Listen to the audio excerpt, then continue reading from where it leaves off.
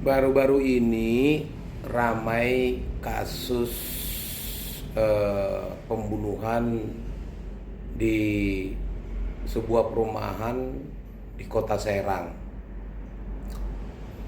di mana pada awalnya dugaan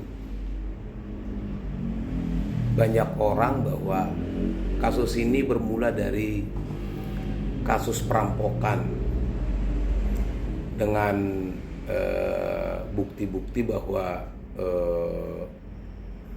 korban yaitu ibu rumah tangga yang meninggal didapati ada beberapa perhiasannya yang hilang, lalu kemudian suaminya pun ada di dalam karung. Tetapi setelah beberapa waktu berlalu, ternyata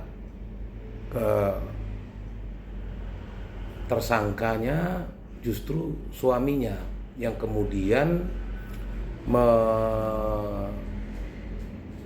skenario seakan-akan peristiwa itu peristiwa perampokan, padahal yang terjadi adalah bahwa karena percekcokan suami istri, akhirnya terjadi proses pembunuhan itu. Nah, ramai di media sosial karena akhirnya terbuka, tersingkap bahwa suami akhirnya menghabisi nyawa istrinya karena terbongkarnya perselingkuhan antara si suami dengan seorang pelakor, ya.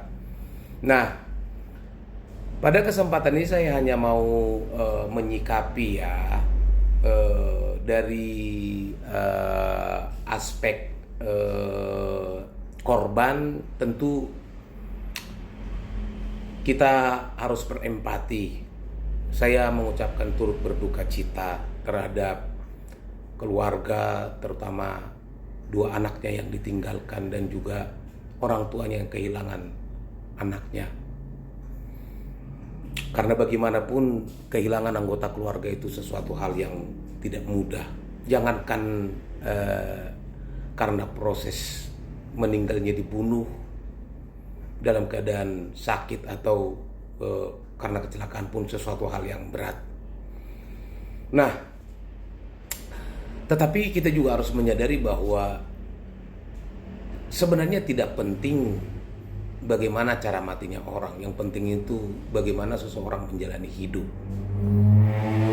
Nah, tapi yang kemudian menjadi persoalan adalah dunia kita hari ini dunia yang sangat terbuka, sehingga sulit bagi kita untuk menutupi sebuah kejadian secara rapi, sehebat apapun orang.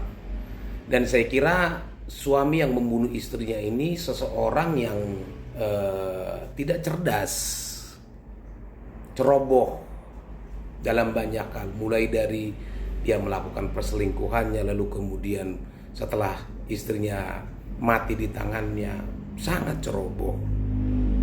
Nah, media sosial hari ini kadang-kadang sangat kejam. Terbukti mungkin jutaan orang hari ini mencaci maki si tersangka, dalam hal ini suaminya yang berinisial W Pasaribu, terutama dari kelompok suku tertentu di Sumatera Utara. Ramai-ramai ya mencaci maki, mendiskreditkan, menyudutkan, menghina, dan banyak lagi bulian yang dilakukan terhadap tersangka. Dari aspek tersangka saya hanya mau menyampaikan begini. Kita harus sadar betul bahwa tidak ada manusia yang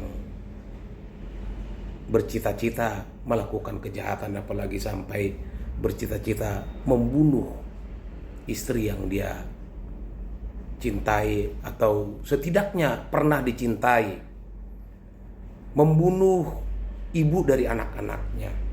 Tentu tidak ada seorang laki-laki atau seorang suami yang punya cita-cita demikian. Artinya, kalau sampai akhirnya terjadi peristiwa seperti itu, tentu keadaan membuat orang bisa berlaku seperti itu atau bisa bertindak melakukan hal yang demikian itu. Yang olehnya kita sebagai orang yang tidak mengerti duduk perkara, duduk masalah antara suami istri ini sehingga akhirnya suami menganiaya istrinya sampai menghilangkan nyawa. Hendaknya kita juga bijak menyikapi. Kita juga perlu merenung bagaimana kalau kita ada di posisi si laki-laki. Jangan sampai kita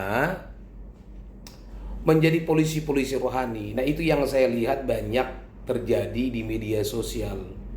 Semua orang yang tidak suka, yang tidak setuju, dan memang bisa dikatakan hampir semua orang tidak setuju dengan si tersangka, ya, menghabisi nyawa orang itu tidak bisa dibenarkan apapun dalilnya, gitu.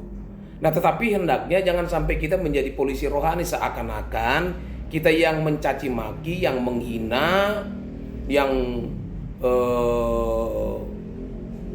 menuduh dengan berbagai macam tuduhan. Kita seperti polisi rohani, saudara. Kita itu harus bijak menyikapi setiap persoalan, setiap masalah yang terjadi, ya. Tentu seperti saya katakan tadi, si suami tidak pernah bercita-cita mau menikahi Bu Rusio Hombing itu untuk suatu saat dihabisi nyawanya. Itu. Jadi memang keadaanlah. Oleh karena itu, kita harus bijaksana memandang, melihat semua masalah dengan memandang semua masalah secara bijaksana. Yang perlu kita persoalkan sebenarnya harus lebih kepada anak-anak. Ada 2 anak yang ditinggalkan seorang ibu. Ada 2 orang anak yang kehilangan ibunya karena kematian dan kehilangan ayahnya karena masuk penjara. Mengapa kita tidak lebih mempersoalkan hal itu? Yang mestinya kita punya kesempatan melakukan hal yang benar dengan memperhatikan apa yang menjadi kebutuhan anak-anaknya itu, terutama traumatik melihat kejadian peristiwa yang dihadapi atau mereka alami. Jadi dalam hal ini adalah lebih bijak kita, lebih memperhatikan, lebih melihat kebutuhan atau kepentingan dari anak-anak yang kehilangan orang tuanya. Karena itu jangan sampai kita merasa orang yang paling benar, merasa orang menjadi paling suci dalam hidup ini. Semua kita ini orang-orang yang berdosa, yang perlu mawas diri dan hati-hati. Demikian tanggapan saya terhadap masalah yang lagi viral ini, kasus pembunuhan di Puri Anggrek, Serang.